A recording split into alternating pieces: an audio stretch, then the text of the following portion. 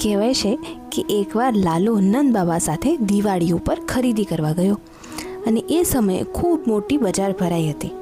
બજાર જોઈ અને લાલાને તો નવાઈ લાગી. લાલો બાબાને પૂછે કે બાબા આ શું છે બધું? ત્યારે બાબાએ કહ્યું કે લાલા આ તો હાટ છે. અહીંયા અલગ અલગ વેપારીઓ આવે અને પોતાની વસ્તુઓ વેચે અને જો આપણે એ વસ્તુની જરૂર હોય તો આપણે એને પૈસા આપીને વસ્તુ લઈ લેવાની. લાલાને આ બધું નવાઈ લાગી તો લાલાએ કહ્યું કે બાબા મારે પણ મારી હાટ લગાડવી છે.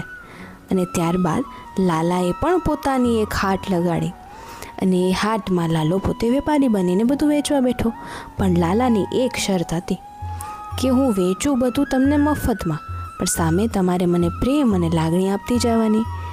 બસ આ જ દિવસથી લાલા માટે હાટ ભરવાનું આ મહાત્મ્ય છે.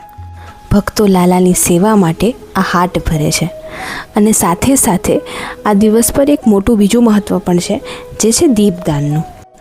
દીપદાન એટલા માટે કે દિવાળી છે, દિવાળી ઉપર દીપ પ્રજ્વલિત કરવામાં આવે છે જેથી સર્વના ઘરમાં અંજવાળા રહે, ઉજાસ રહે. બસ આ જ રીતે ભગવાનના ઘરમાં અંજવાળા કરવાથી ભગવાન આપણા ઘરમાં અંજવાળા કરે. શુભ દીપાવલી.